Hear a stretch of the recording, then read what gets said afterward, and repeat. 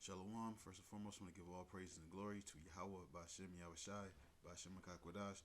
Double lines to the elders of GMS rule well. Peace, salutation like Akim in the four corners, percent truth, sincerity. Peace be unto you and Shalom.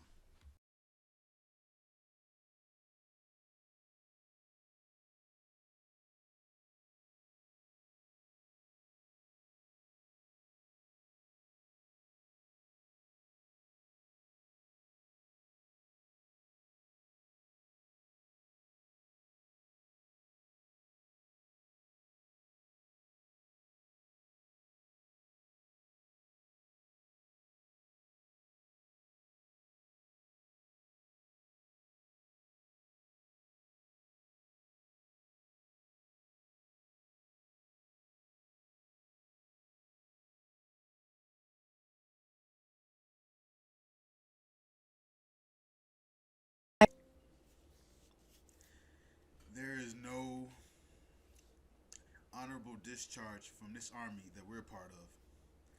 There is no honorable discharge at all. Any discharge that you have will be dishonorable, and you deserve to wear that dishonor. And part of uh that's part of what comes with being a fallout. We're soldiers in this army. Here we are praying to be of that number of the saints when they come marching in. Hope for that when we get beamed up, we'll come back with yahawashi and we can take some of these top elite bankers out of these holes and bind their chains. I mean, not bind their chains, but bind their nobles with chains. That's an army right there. And before you go into that physical battle, there's a spiritual battle that's going on. There's this spiritual warfare that we're engaged in. And it starts the moment that you wake up. The moment you wake up, you got a duty to come out here as an Israelite man, to come out here and fight for your nation. And we fight every time when we make videos. We do videos. A piece of Esau kingdom falls. So that's fighting. There's certain aspects in life where quitting is not acceptable. You can't quit. Boxing is one of them. If you are a boxer, you got to go out on your shield. If you're a warrior, you got to go out on your shield. Those kamikaze soldiers in Japan, they couldn't come back and say, you know what, yeah, I got a little scared. Cowardice is not acceptable. Being fearful is not acceptable. You got to be ready to die and lose everything. Same with a person that goes to war. When you go to war, you ain't thinking about your kids and your family. You thinking about going to war and fighting for your country. So here we are. We got a soldier. We got to fight for our nation. So we ain't thinking about a lot of stuff.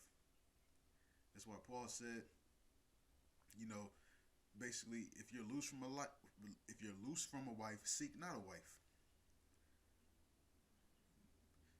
Ain't nothing like somebody that's hungry, ready to go to war.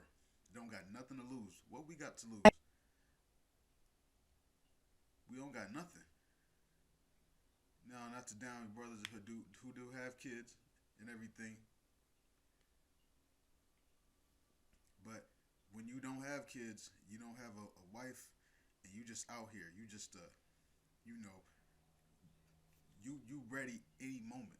You're not thinking about picking up overtime shift for your kids and your wife to put food on their table. You thinking about getting the hell up out of here, and that's the attitude that you gotta have. There's a famous boxer fought Sugar Ray Leonard. Forget his name. I think he's Salvadorian. Man, I can't remember his name. But he's famous for quitting in a match. No mas, no mas. That's not acceptable. You got to be ready to actually fight to the end. Warriors don't come back. They go out and they die on that field. Or if they survive and they win, they come back to tell about the victory. But they're not coming back with their tail tucked between their legs. So that's how serious this thing is. And in the Army, there's certain real offenses when you're in the Army. Being late, AWOL, those are some serious offenses in the Army. And you can't be late to this Army. So I'm going to show you this pathetic individual who quit before the fight even started. Just quit. Wearing the purple with the pink trim. His professional record, 13 wins, 9 of those coming by way of knockout against 5 losses. Fighting out of Jacksonville, Florida. Ladies and gentlemen, here is Curtis the Herd Harper. And across the ring, his opponent fighting out of the blue corner. He comes in wearing the black and the green. As a professional, he has an unblemished record consisting of 5 wins, all of those coming by way of knockouts. Fighting out of Houston, Texas, by way of Nigeria. Ladies and gentlemen, introducing Efe, the one and only Ajagba.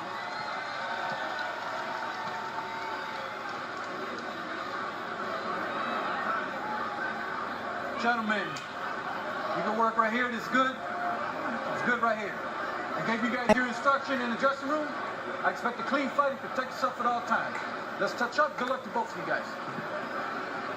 It is a heavyweight matchup. I'm going to let you know when that man fights Efe Ajagba, do not blink. Of his 5 professional bouts, 4 of them have been done in the first round. So he likes to bring an end to opponents in quick fashion. And Curtis Harper has walked out of the ring. Wait, what? I cannot believe this. I've never seen this before. He walked out of the ring. He's not fighting this guy. He walked out of the ring. I've never seen this before in my life. Wow. Curtis Harper has And the walked fans out here in of the Minnesota ring. are really upset right now because well, if looks could have painted a picture, it was a portrait of destruction anyway, so he probably saw that same portrait. Curtis Harper is on his way to the dressing room and is walking out of the ring. So I would I've say never that it's seen this. forfeit. They forfeited the match. I cannot believe this. I have never. Wow. Well, if looks could kill, I don't think.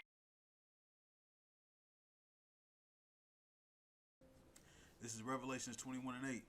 But the fearful and unbelieving and the abominable and the murderers and the whoremongers and sorcerers and idolaters and all liars shall have their part in the lake which burneth with fire and brimstone, which is the second death.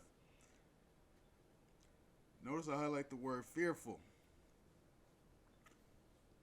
You can't be scared. A coward is afraid. That's for women. Men, don't be afraid. Men are supposed to be brave. That's why men are supposed to be the ones that go to war. That's this battlefield that we on right now. So there is no such thing as a honorable discharge. Don't you want the spoils of war, of conquering, going forth? I know I do. I can't wait to get my hands on some Edomites. I can't wait. I got so much pent up energy. I can't wait.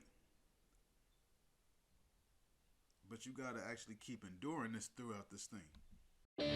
The United States military has long prided itself on being an all-volunteer force, and data from around the world has proven time and time again that volunteer soldiers routinely outperform and outfight conscripted soldiers. American soldiers can enjoy decent, if not great, pay, medical benefits during and after serving, a very generous education benefits package, and a slew of other benefits all meant to entice everyday people to give up their normal lives and become a soldier. But sometimes service is too much of a burden, or a new recruit realizes that military life simply isn't something they're cut out for. Perhaps a soldier objects to being sent to a combat zone, either out of cowardice or on grounds of morality. For many of these soldiers, the only solution is a drastic one: to go AWOL, or absent without leave. But what happens when you go AWOL?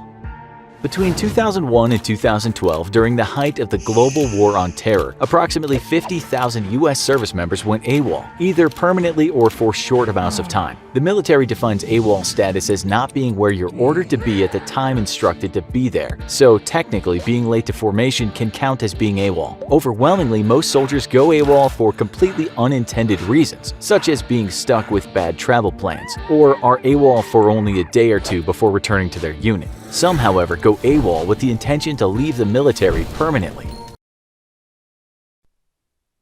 This means being late to camp, not showing up to camp.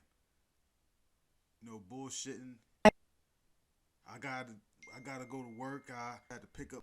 I gotta go help my grandma. My great aunt. She's drowned in the Black Sea, so I gotta go get a life raft to go help her.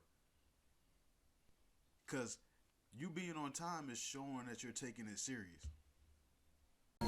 Once AWOL, you have 30 days to report back to duty before you're officially listed as a deserter, and the punishment you face varies depending on how long you were gone and what you did during that time. Once you return from AWOL status or are captured by law enforcement, you'll face a military court-martial, which is the same as a civilian court with some notable exceptions, and is exclusive. So this is how serious AWOL is in the military. 7-fold times as serious in this thing. Now just think about how much your camp leaders have been nice to you when you've been AWOL, been out in the front of the battlefield. You just had, okay, I got some other stuff to do. Gad, Manasseh, and Reuben, they were why they wanted to land on the other side of Jordan. So they were like, all right, we'll be the first to go out to war. You got to be ready to go fight. You can't leave your brothers out there and you out just doing errands and running errands that you planned specifically for that day of the war. No, that ain't how that's not how stuff works. Exclusively for military service members. Punishments can vary though, and as mentioned before, are typically meted out proportionate to the violation. Going AWOL for a day or two might earn you disciplinary action from your commanding officer, and can vary depending on their own judgment, from everything from administrative and legal action to off-the-record punishments such as harsh mandatory PT sessions, or a bevy of very unpleasant chores that will make sure you no longer have any free time.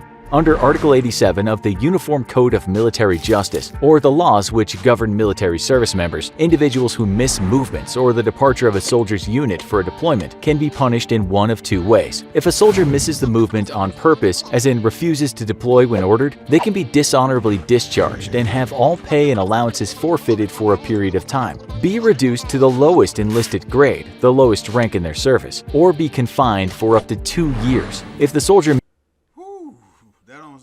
sound fun at all. Now, charge way worse. Way worse. miss their deployment because of their own neglect, but not on purpose, they may receive a bad conduct discharge, or big chicken dinner as it's known in the military parlance. Forfeit pay and allowances for a period of time, be reduced to the lowest rank, or be confined for up to 1 year. It's important to note that punishments can be cumulative, so for example, you may be forced to forfeit all pay for 6 months and be reduced in rank. Under Article 86, soldiers who go absent without leave are subject to various penalties depending on the nature of their offense. Soldiers who fail to report to their appointed place of duty, as in being late for work, leaving work early, not reporting to a new duty station, or miss an appointment can be subject to confinement for 1 month, reduction to the lowest rank, and forfeit 2/3 of their pay for 1 month. Harsh, but it's unlikely you'll face any of those punishments if you're just late to work for a few times a month. But make a habit, and you could very well face one of these punishments or multiple. If a soldier leaves their post without authorization while on guard or watch duty, but does so without the intent to abandon that post, they can face the following punishments: confinement for 3 months, reduction to lowest rank, and forfeiture of 2/3 pay for 3 months. If a soldier leaves their post but with the intent to actually abandon their post, the soldier could receive a bad conduct discharge, forfeiture of all pay and allowances, reduction to the lowest rank, and confinement for 6 months. If a soldier goes absent for no more than 3 days, they can face the following: confinement for 1 month, reduction to lowest rank, and forfeiture of 2/3 pay for 1 month. Going absent for more than 3 days but not more than 30 days can land you in confinement for 6 months, reduction to the lowest rank, and forfeiture of 2/3 pay for 6 months. If a soldier goes AWOL for more than 30 days, they can face dishonorable discharge, forfeiture of all pay and allowances, reduction to the lowest rank, and confinement for 1 year. If they are AWOL for more than 30 days and their official AWOL status is terminated by apprehension, meaning the soldier got caught, they face all the same penalties plus confinement for 18 months. If a soldier only goes AWOL to avoid field exercises or maneuvers and not to permanently leave the military, that soldier can face a bad conduct discharge, forfeiture of all pay and allowances, reduction to the lowest rank, and confinement for 6 months. Once a soldier is AWOL for more than 30 days, they can officially be considered a deserter, although there is a prerequisite that they be found as having gone AWOL with no intention of ever returning. Desertion is the most serious of offenses, and punishments vary on how the soldier was discovered after deserting and why they deserted. If a soldier willingly turns themselves in, they face a dishonorable discharge, reduction to the lowest rank, forfeiture of all pay and allowances, and confinement for 2 years. If the soldier is apprehended by law enforcement and does not willingly turn themselves in, they face the same punishments except a 3-year jail sentence instead of 2. If, however, a soldier deserted in order to avoid hazardous duty or shirk important service, such as a deployment to a combat zone, then they face all the previous punishments and a jail sentence of 5 years. If, however, a soldier deserts during a time of war, the military court has the right to sentence the soldier to death or life in prison. Wow, put to death. The death penalty. I didn't even know that. That's something I just learned.